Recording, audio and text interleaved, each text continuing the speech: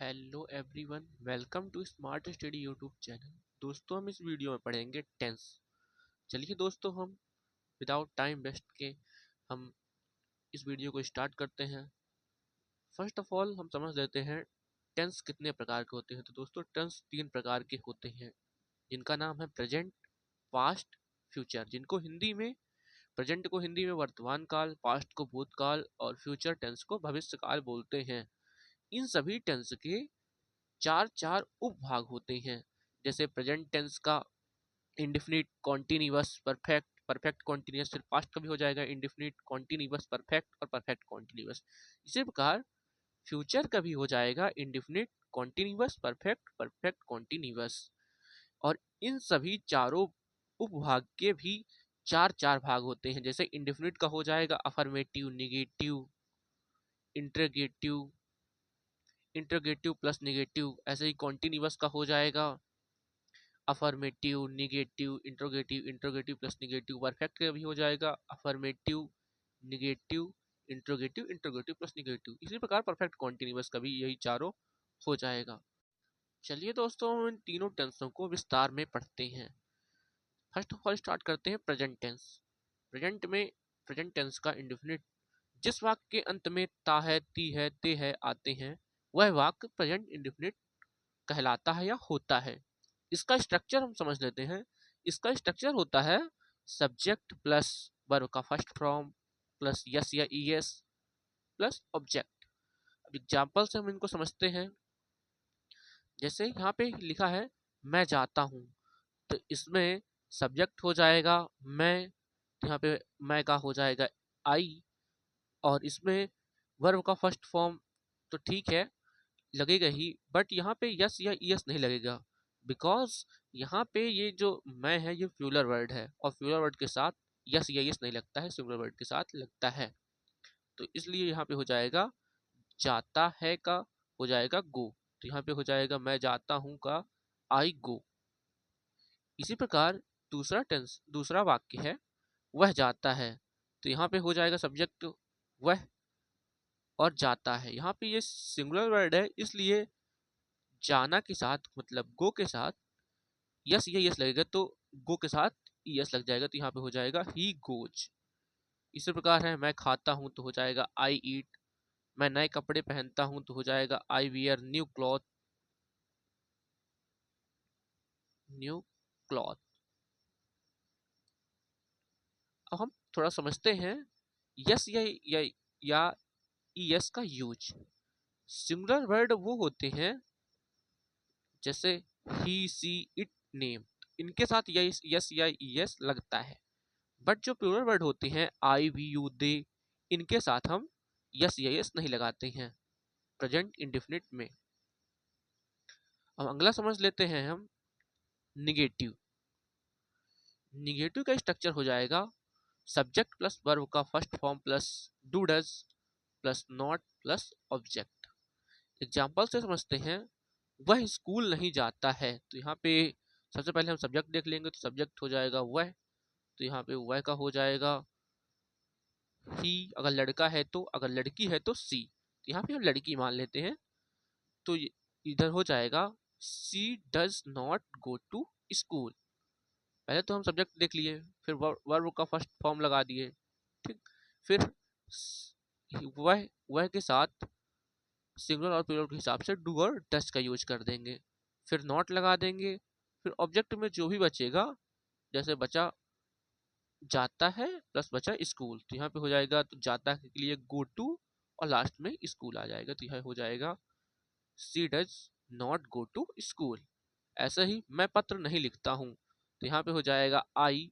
यहाँ पे ऐसे डू का यूज हुआ बिकॉज यहाँ प्लूरल वर्ड आई है, यहाँ पे हो जाएगा आई डू नॉट, इसको आई डोंट भी पढ़ सकते हैं, राइट लेटर। इसी प्रकार इंट्रोगेटिव की तरफ हम चलते हैं। इंट्रोगेटिव ऐसे शब्द होते हैं जो क्या से स्टार्ट होते हैं। से क्या है, यहाँ पे क्या लिखा है, क्या वह गाना गाती है, तो यहाँ पे इसी जैसे स्ट्रक्चर इसका निगेटिव का है, ऐसे इसमें नॉट हट जाएगा और डू डज पहले आ जाएगा, फिर सब्जेक्ट, फिर वर्ब का फर्स्ट फॉर्म प्लस ऑब्जेक्ट हो जाएगा। तो यहाँ पे क्या लिखा था, क्या वह गाना गाती है, तो यहाँ पे हो जाएगा does she Singh a song. यहाँ पे आ लगा भी सकते हैं और नहीं भी लगा सकते हैं। यहाँ पे जैसे मैं लगा देता हूँ, सी डज सिंग अ सॉन्ग। दूसरा है, क्या तुम मेरी मदद कर सकते हो, तो यहाँ पे हो जाएगा डू यू हेल्प मी। अब हम देखते हैं इंटरगेटिव प्लस निगेटिव। इंटरगेटिव और निगेटिव में यहाँ पे क्या भी आएगा और नहीं भी आता है। तो यहाँ पे क्या है, क्या तुम खाना नहीं खाते हो, तो do you not eat food. यहाँ पे सबसे पहले हम क्या के हिसाब से लगाएंगे, तो क्या पहले सबसे पहले यहाँ पे हेल्पिंग वर्ब आ जाएगी डू, फिर यू है, तुम है, तो यहाँ पे हो जाएगा यू, फिर नॉट प्लस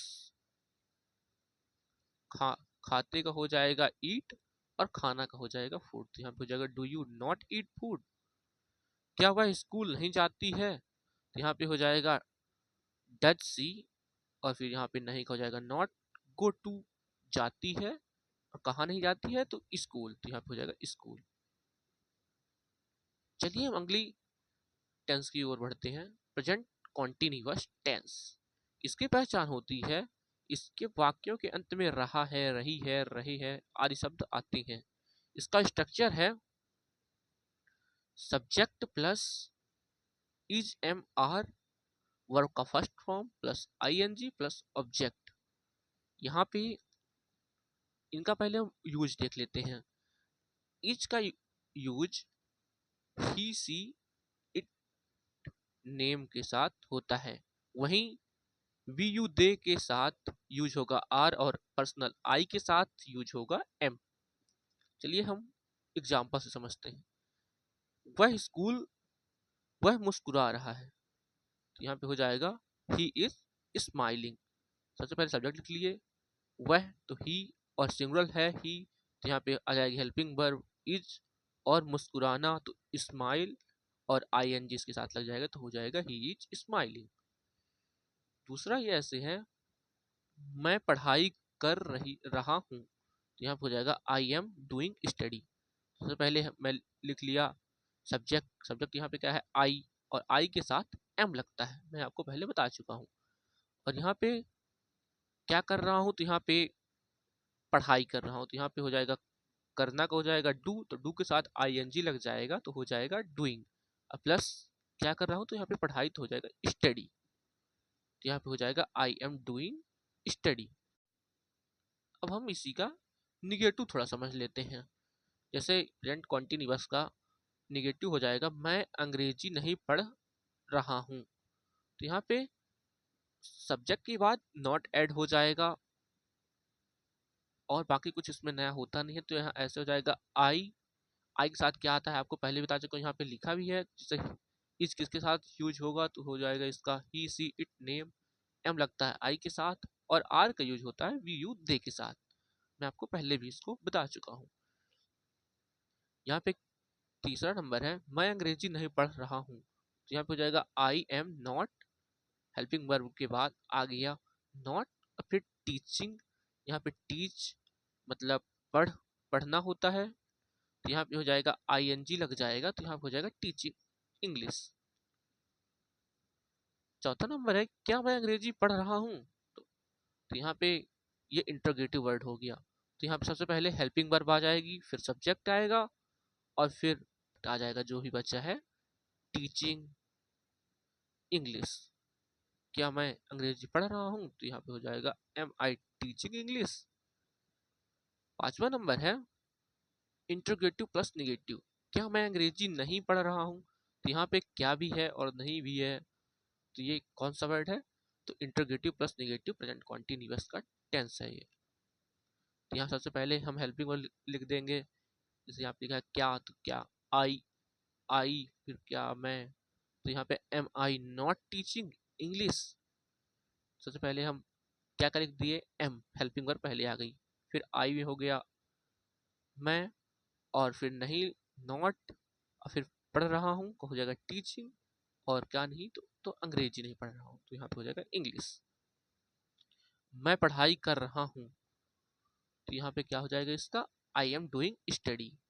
और इसी का निगेटिव अगर बनाना है जैसे, तो हो जाएगा I am not doing study. इसी का इंट्रोगेटिव बनाना है तो हो जाएगा एम आई डूइंग स्टडी। और इसी का इंट्रोगेटिव प्लस निगेटिव बनाना है तो हो जाएगा am I not doing study. इसी प्रकार वाक्य बन जाते हैं। आपको मैं सजेस्ट करना चाहूंगा कि आप इन दोनों क्वेश्चंस के आंसर कमेंट में जरूर बताएं। हम पढ़ते हैं अगली टेंस की ओर। प्रेजेंट परफेक्ट, इसकी पहचान है चुका है, किया है, ली है आदि शब्द इसके अंत में आते हैं।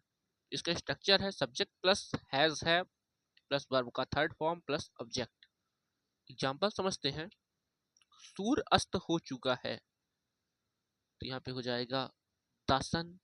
द इसलिए लगा क्योंकि ये महान चीज है, इसलिए यहाँ पे हम फर्स्ट ऑफ ऑल लिख देंगे द, फिर लिख देंगे सब्जेक्ट सन और हेल्पिंग वर्ब लगा दिए हैज, और अस्त होना को इंग्लिश में बोलते हैं सेट। यहाँ पे हो जाएगा द सन हैज सेट। दूसरा है मैंने यह पुस्तक पढ़ ली है तो यहाँ पे हो जाएगा मैंने के लिए आई यूज कर दिए और आई के साथ हैव। मैं आपको पहले बता चुका हूँ कि हेल्पिंग वर्ब प्लूरल और सिंगुलर के हिसाब से लगती है। जैसे यहाँ पे प्लूरल में लगेगा हैव और सिंगुलर में लगेगा हैज। आप मेरे हिसाब से समझ ही चुके होंगे सिंगुलर वर्ड कौन से होते हैं और प्लूरल कौन से। मैं आपको एक बार और बता देता हूँ। सिंगुलर वर्ड होते हैं ही, सी, इट, नेम, जो कि हम लोग प्रेजेंट परफेक्ट में इसमें हैज का यूज करेंगे। और प्लूरल होते हैं आई, वी, यू और दे।